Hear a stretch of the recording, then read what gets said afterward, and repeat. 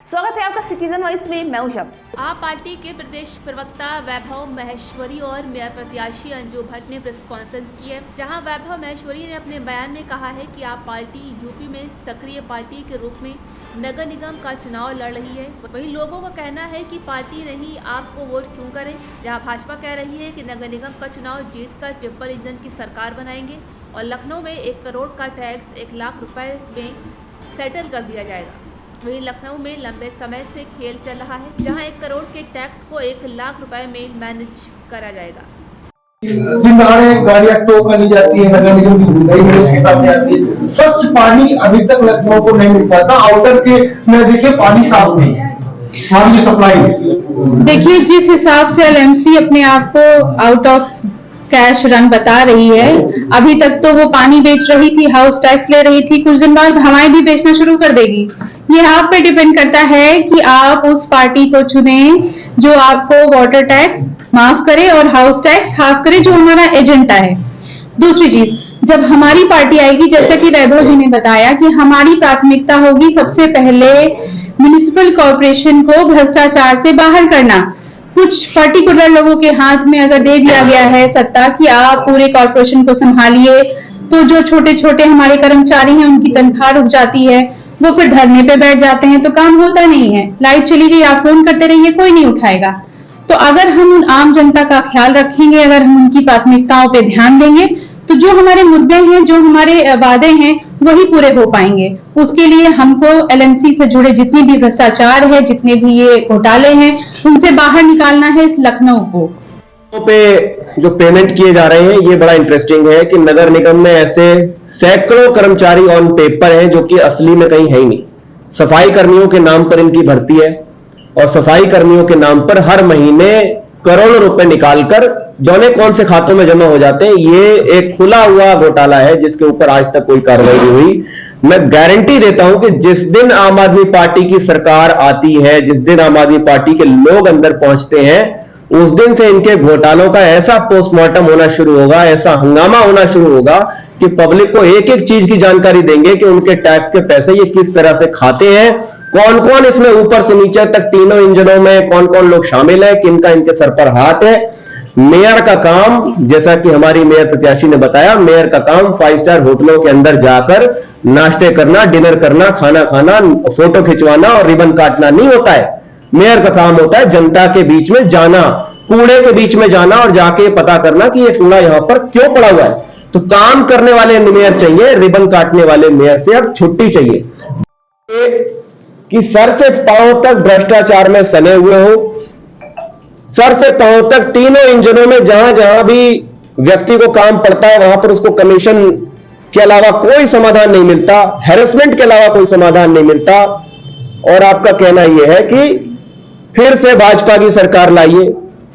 मैं तो बहुत शर्मिंदा हूं कि आप लोग ये चुनाव लड़ते ही क्यों हो बीजेपी वालों।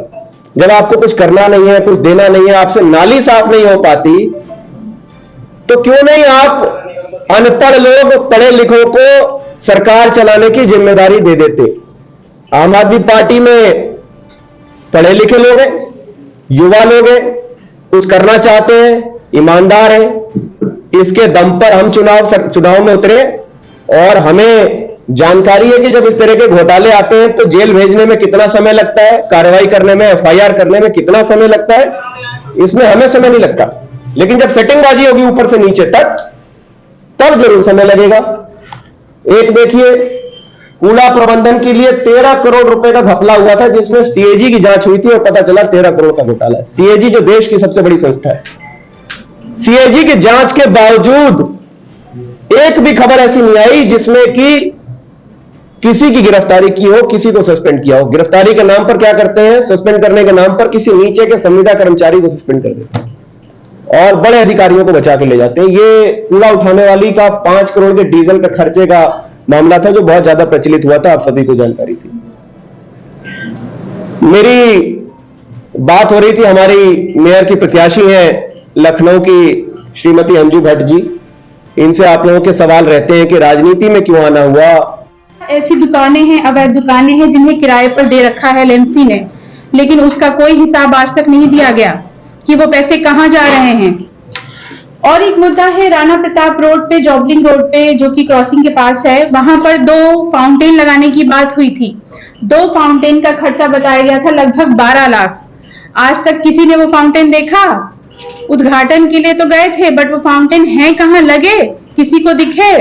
बस शहर के सुंदरीकरण के नाम पे आप सिर्फ चीजें प्रस्ताव लाते हो, पैसे खर्च करते हो, लेकिन जनता के हाथ में कुछ नहीं आता है। कूड़ा प्रबंधन का जैसे आपको बताया ही है इन्होंने, कूड़ा प्रबंधन का काम ले लिया लेकिन किया नहीं। क्यों? क्योंकि उसके लिए पढ़ी लिखी सरकार होनी चाहिए ना। अगर हमारी सरकार ऐसी है कि उसमें पढ़े लिखे लोग हैं तो वो बता सकते हैं कि हम कूड़ा प्रबंधन करेंगे कैसे, प्लास्टिक कैसे उसको खत्म करेंगे, कैसे हम थर्माकोल खत्म करेंगे। सिर्फ एक जगह से उठाकर कूड़ा दूसरी जगह उठाने को हम कूड़ा प्रबंधन नहीं कहते हैं। तीसरा और मैं आखिरी मुद्दा रखना चाहूंगी कि एक 290 कर्मचारियों को, जो कि कहा जाता है घोस्ट कर्मचारी हैं, उनके लिए दिखाकर एक 3 प्राइवेट कंपनियों को सैनिटाइजेशन के नाम पे पैसे दिए गए। लगभग उनको दिए गए 12 करोड़ रुपए कि 290 कर्मचारियों को हमें बांटना है। ना उन कर्मचारियों का कोई पता है, ना उनका कोई लिस्ट है, ना वो जिंदा है। आप अगर स्कैम को देखेंगे, घोस्ट स्कैम के नाम से आपको मिलेगा। तो आखिर ये पैसे जो कुछ पर्टिकुलर लोगों के हाथ में दिए जा रहे हैं और कहा जा रहा है एलएमसी आपका घाटे में है। हमारी सरकार का बस इतना विजन है कि हमको इस भ्रष्टाचार से बाहर निकालना है लखनऊ को। सुंदर जगहों को सुंदर बनाइए और जो बेकार है उनको बेकार ही रहने दीजिए। गंदी बस्तियां वैसे ही हैं, नालियां वैसे ही हैं। हमारा पुराना लखनऊ जो हेरिटेज कहा जाता है, जिसके लिए दूर दूर से आते हैं लोग घूमने, जिससे फंड मिलता है नगर निगम को, वो हमें क्यों नहीं मिल रहा है? क्योंकि वहां कोई पैर नहीं रखना चाहता है। आप जो खूबसूरत पहले से है, आप उस पर ध्यान दे रहे हैं। लखनऊ से सिटीजन वाइज संवाददाता एसएन निजवी की रिपोर्ट।